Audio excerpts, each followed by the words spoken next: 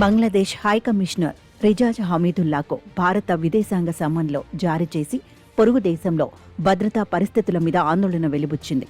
బుధవారం మధ్యాహ్నం భారత దౌత్య కార్యాలయం ముట్టడికి బంగ్లాదేశ్లోని జులై ఐక్య మంచ్ పిలుపునిచ్చిన వెంటనే హైకమిషనర్ను పిలిపించుకుని భారత కార్యాలయాల రక్షణకు, సిబ్బంది భద్రతకు లోటు రానివద్దని హెచ్చరించింది. బంగ్లా రాజకీయాల్లో భారత్ వేలు పెడుతోందన్న ఆరోపణలతో సదరు సంస్థ ఈ ముట్టడి కార్యక్రమాన్ని ప్రకటించింది. పోలీసులు మధ్యలోనే దాన్ని నిలువరించి భారత దౌత్య కార్యాలయం వరకు పోనివ్వలేదు. బంగ్లాదేశ్లో వచ్చే ఏడాది ఫిబ్రవరి 12న ఎన్నికలు ప్రకటించిన నేపథ్యంలో భారత లక్ష్యంగా అక్కడ రాజకీయం వేడెక్కింది. పలువురు విద్యార్థి నాయకులు నోటికి అడ్డు ఆపు లేకుండా మాట్లాడుతున్నారు. సామాజిక మాధ్యమాల్లోనూ విషయం ఎక్కువైంది. గత వారం అక్కడ ఎన్నికలు ప్రకటించిన కొద్ది గంటల్లోనే షరీఫ్ ఉస్మాన్ హడీ అనే విద్యార్థి నాయకుడి మీద హత్యాయత్నం జరిగింది. హసీనా ప్రభుత్వాన్ని గద్దెదించిన ఉద్యమంలో ఇతనిది కీలక పాత్ర.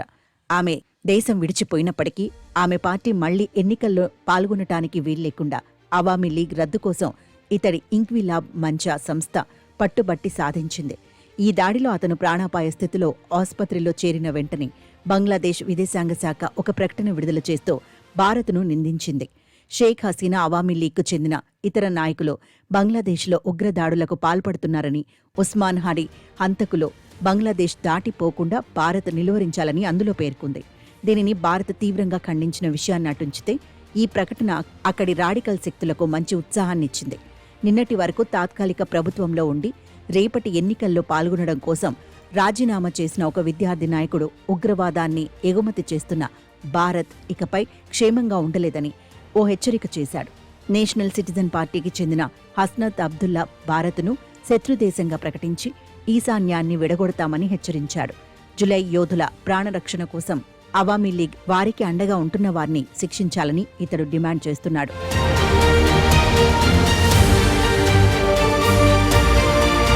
ఇప్పటికే దెబ్బతిన్న భారత్ బంగ్లా సంబంధాలు అక్కడ ఎన్నికల తేదీ ప్రకటన అనంతర పరిణామాలతో మరింత దిగజారాయి. దాదాపు 12,76,00,000 మంది ఓటర్లు ఫిబ్రవరి 12న ఓటు చేయబోతున్నారు. షేక్ హసీనా పార్టీకి ఈ ఎన్నికల్లో స్థానం లేకపోవడంతో పాటు ఆమె ప్రత్యర్థి బీఎన్పీ అధినేత ఖలేదా జియా తీవ్ర అనారోగ్యంతో వెంటిలేటర్ మీద ఉన్నారు. ఖలేదా పార్టీ అత్యధిక స్థానాల్లో పోటీ చేస్తున్న నేపథ్యంలో ఎన్నికలు సమీపిస్తున్న దశలో ఆమె ఆరోగ్య స్థితి కూడా ఫలితాలను ప్రభావితం చేయవచ్చు. 17 సంవత్సరాలుగా లండన్లో ఉంటున్న ఆమె కుమారుడు తారిక్ రెహమాన్ డిసెంబర్ 25న స్వదేశంలో అడుగు పెట్టబోతున్నారు. ఈ ఎన్నికల్లో బీఎన్పీ ఘన విజయం సాధిస్తుందని, తారిక్ రెహమాన్ ప్రధాని అవుతారని విశ్లేషకులు అంచనా కడుతున్నారు.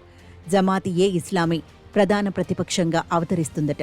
ప్రజాభిప్రాయ సేకరణ కూడా ఈ ఎన్నికలతో పాటుగానే నిర్వహించాలన్నది సాహసోపేతమైన నిర్ణయం.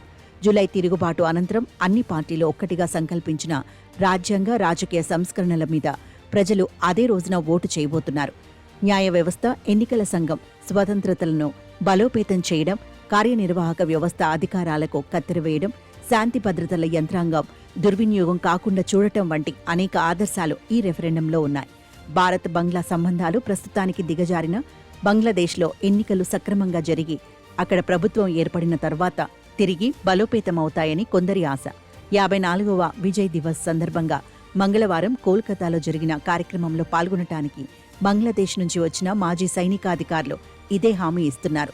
హసీనా పతనం అనంతరం పొరుగు దేశంలో జరుగుతున్న పరిణామాలు నిరాశ కలిగిస్తున్నప్పటికీ ఈ ముక్తి జోధాల మాట నిజం కావాలని కోరుకుందాం.